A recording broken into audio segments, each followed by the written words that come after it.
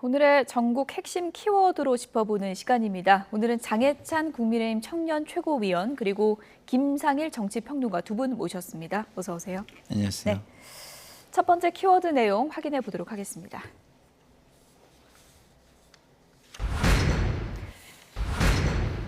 네, 미공개 정보 거래 터무니없는 얘기다. 김남국 의원이 어제 저녁 윤리특위 윤리심사 자문위원회 2차 회의에 출석을 해서 이렇게 답을 했습니다.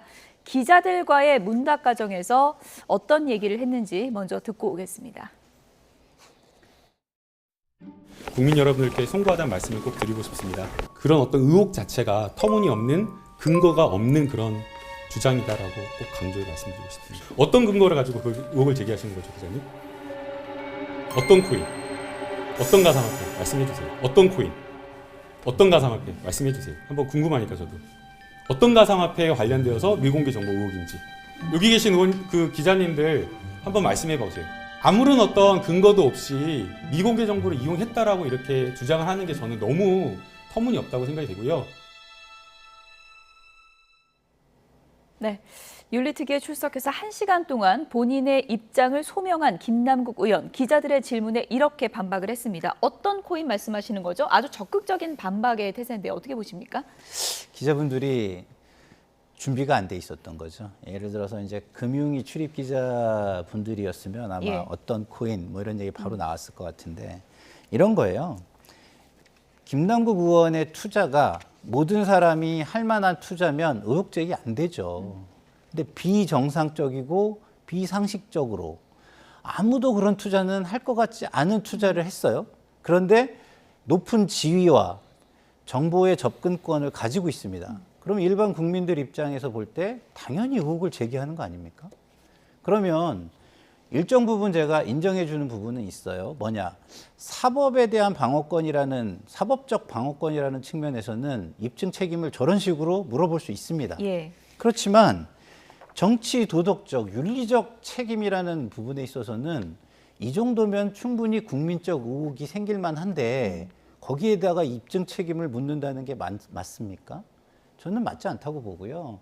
그것은 오히려 김남국 의원께서 해명할 책임과 의무가 있다. 저는 이렇게 생각이 됩니다. 그런데 저기다가 뭐 잠깐 구체적인 정보를 갖고 있지 않은 기자분들께 저렇게 구체적인 걸로 역공격을 하는 게 옳은 것인지는 저는 잘 모르겠습니다. 취재 기자들도 아마도 이제 관련 내용을 이제 다 알고 있지만 예상치 못한 반응이 오니까 조금 당황하지 않았나 그런 생각도 드는데 김남국 의원이 이제 이런 얘기를 했습니다. 무턱대고 의혹 제기할 게 아니라 의혹 제기하는 쪽에서 근거를 대야 되는 거 아니냐 이렇게 반박을 했거든요. 이분 뭐 가평 휴게소에서 발견되더니 어디 몇 달 동안 심산유곡에 숨어 있다 나왔습니까?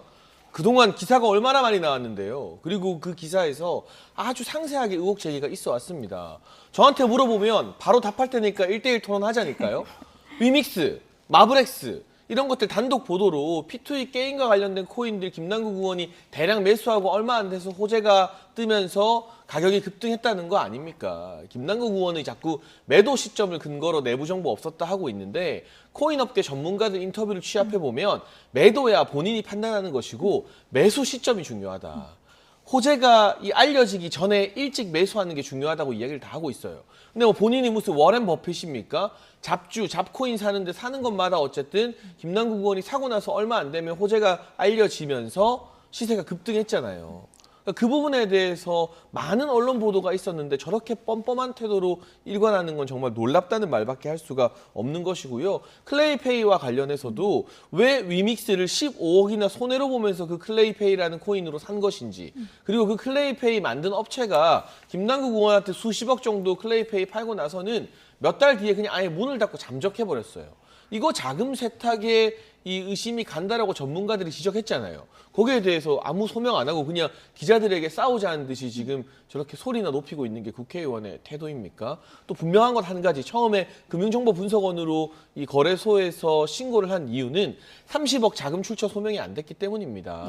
40억 중에 10억 정도는 김남국 의원이 어떻게 벌었는지 거래소가 납득이 가는데 30억은 납득이 안 가니까 FIU로 보낸 거잖아요. 그럼 그 30억은 대체 어떻게 번 건지 소명하면 되죠. 안 하고 있지 않습니까? 저는 어떻게 감히 우리 국민들 앞에서 저렇게 얼굴을 들이밀고 목소리 높일 생각을 하는지 모르겠습니다. 예. 어쨌든 뭐 잠적 아닌 잠적을 이어갔던 김남국 의원 대응 차원에서 이런 전략을 짠 것 같습니다. 저 보여주셨던 그래픽 다시 한번 좀 보여주실까요? 사과 반박 이렇게 나뉜다고 할 수 있을 것 같은데요. 상임위에서 코인 거래했던 거는 국민께 송구하다 이런 말씀 드리고 싶다 이렇게 이제 사과를 분명히 했고요. 하지만 아무런 근거 없이 나한테 미공개 정보 이용했냐 이렇게 주장하는 건 터무니없다 이렇게 반박을 했습니다. 그러니까 윤리적인 부분에서는 송구하지만 법적인 부분에서 어느 정도 자신 있다 이런 의견일까요? 그렇죠. 제가 계속 방송에서 말씀을 드렸지만 지금 이 코인 분야는 법적 미비가 굉장히 많습니다. 예. 그래서 사실은 이게 법 제도가 정비가 돼 있다면 사실은 많은 부분에 있어서 검찰이 법에 의해서 의유를 할 수 있겠지만 지금은 그런 것이 쉽지 않은 상황이기 때문에 이 두 개를 나누고 또 본인은 나누었지만 국민에게는 이거를 그 일정 정도 혼란스럽게 섞어서 이야기를 하는 것이죠. 그러면은 국민들께서는 뭐 이것만 쳐다보고 있는 분들이 아니기 때문에 예. 이걸 섞어서 얘기하면 그런가 헷갈릴 수 있는 부분입니다. 근데 좀 전에 우리 장해찬 최고위원이 잘 설명을 해줬듯이 많은 부분에 있어서 이미 일반 국민의 눈높이에서 맞지 않는 부분, 그리고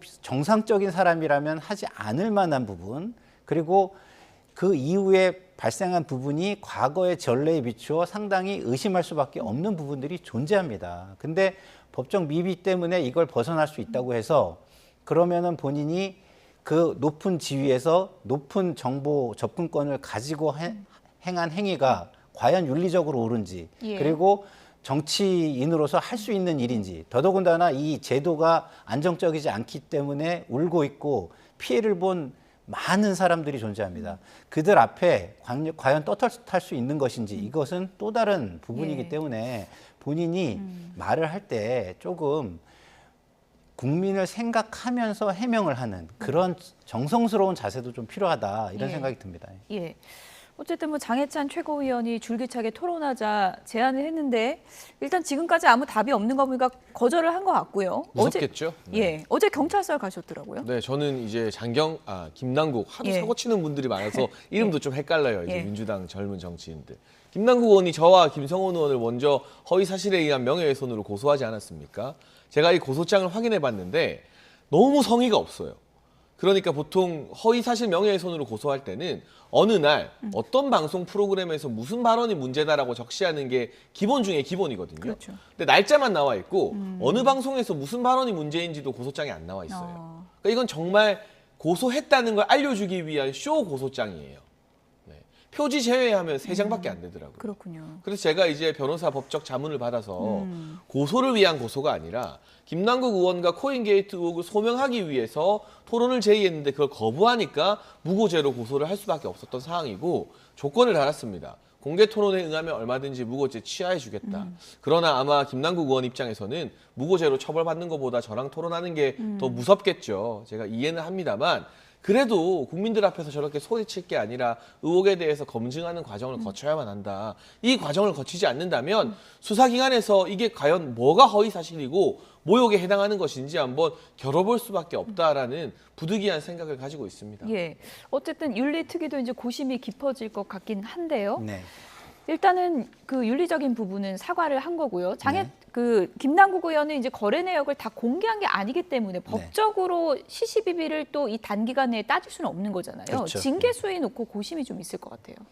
그러니까 이제 윤리특위 같은 경우는 기존에 없던 전례 없던 부분을 지금 다루게 되는 거예요. 예. 그렇기 때문에 저는 오히려 과거의 전례에 비추어서 준용할 수 있는 것들을 비교해가지고 그 준용해서 저는 해야 된다고 봐요. 그러면 지금 이 부분은 제가 볼 때는 이 주가 조작과 비슷한 양태 부분이 굉장히 많을 수 있는 부분이 있습니다. 의혹이 있는 것이죠. 그러나 이제 사법적인 처리의 부분에 있어서 나중에 어떻게 결과가 나올지 모르기 때문에 굉장히 예. 망설여지는 부분도 있다고 봅니다만 저는 국회의원이라는 도덕적인 어떤 그 책임성이 훨씬 높은 자리에 준하는 그런 결정을 내리시는 것이 옳다. 그런 것이 앞으로의 국회 모습에 훨씬 더 좋다라는 걸 좀 생각해 주셨으면 좋겠다 이런 생각이 듭니다. 어쨌든 많은 국민이 관심을 갖고 지켜보고 있는데 이달 안에는 이제 결론이 날 것 같고요. 어떤 결론이 날지 좀 지켜보겠습니다.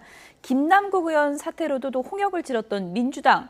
최근에 이제 과제가 혁신이었는데 혁신위원장 또 뽑는 문제로 홍역을 또 한 번 치렀는데 어제 낙점이 됐더라고요. 김은경 교수 알고 계셨던 분입니까? 저는 개인적으로는 잘은 모르고요. 예. 뭐 활동을 뭐 지켜보고 뭐 이렇게 이력 정도 알고 뭐 그런 정도입니다. 근데 어쨌든 이 양정철 그 전 민주연구원 원장이 추천을 했다고 지금 알려지고 있는데 예. 그랬다고 한다면 제가 양정철 원장의 뭐 기획력이라든가 현실 감각이 어떤 탁월하다든가 예. 이런 거는 제가 좀 인정하는 인사거든요. 그렇군요. 그런 측면에서 볼 때 조금 국민 눈높이와 기대를 충족할 수 있는 방향으로 할 수 있으니까 추천하지 않았을까 이런 생각은 좀 들고요. 저는 잘 모르니까 뭐 온화한 아는 사람은 또 원칙주의자다 이렇게도 불리더라고요. 예. 그러니까 뭐 굉장히 부드러우면서 또 원칙에서는 좀 그 소신 있게 행동을 한다라고 이렇게 또 알려져 있기 때문에 그것을 저는 기대를 하고 있습니다. 예. 비공개 최고위에서 만장일치로 선임이 됐다 그랬는데 그러면 이 김은경 카드는 비명, 친명 다 찬성했다, 좋아한다 이렇게 볼 수 있는 겁니까? 근데 서로 다른 계파가 다 찬성하는 경우는요. 밋밋하거나 별 의미가 없을 때 그게 가능합니다. 정말 혁신적인 인사나 우리 당의 파괴적인 변화를 가져올 인사 같으면 특정 계파는 반발하기 마련이에요. 기득권이 반대하지 않았잖아요. 그러면 기득권인 친명계 입장에서 별 위협이 안 된다라고 판단을 한 겁니다. 정권 준다고 하잖아요. 그 전권을 가지고 어떻게 예. 행사할지 그 정무적 능력이 검증이 안 된 분이고 예. 뭐 저도 잘 모르는 분이라 근데 제가 잘 모른다는 게 문제예요. 그러니까 저 정도로 정치에 관심 많은 사람이 모르면 우리 국민 대다수는 저분 이름을 처음 들어봤을 것이거든요. 근데 설명이 길어지면 안 돼요, 혁신위원장은. 이 사람의 임명 자체가 파격적이어서 기대감이 간다. 정말 민주당이 저 사람을 데려왔단 말이야. 진짜 변화하려고 하네. 이런 인식을 그냥 국민들에게 설명할 필요 없이 심어드리는 게 혁신위원장이나 비대위원장 인사의 처음과 끝입니다. 근데 김은경 위원장이 어떤 사람이고 온화하고 원칙이 있고 누가 추천했고 이거부터가 저는 실패한 첫 단추라고 보고 있고 무엇보다 김은경 위원장도 기자들과 만난 첫 자리에서 예. 첫 단추를 잘못 꿰다 못해 뜯어버렸습니다. 어떤 돈봉투 거요? 사건에 대해서 검찰이 기획한 것일 수도 있다라는 이야기를 했잖아요. 지금 민주당의 도덕성을 회복시키라고 혁신위원장으로 데려왔는데 송영길이나 윤관석, 이성만 의원이 말하는 것처럼 똑같이 이거 돈봉투 검찰이 기획한 건지도 모른다는 말을 했으면 역시나 있지도 않았던 기대감이 처음부터 확 꺾이게 되는 거죠. 그럼 무슨 개혁을 하고 무슨 혁신을 하겠습니까? 예. 돈봉투 의원들에게 면죄부나 주는 혁신위원장 하겠죠. 혁신위원장이 꾸리는 혁신기구에서 결정을 하면 지도부는 두말 없이 다 받아들이겠다. 그러니까 정권 주겠다라고 했는데 일단은 뭐 정치 경험이 거의 없는 분이다 보니까 정권을 휘두를 수 있을까? 의심의 눈초리가 벌써부터 있는 것 같습니다.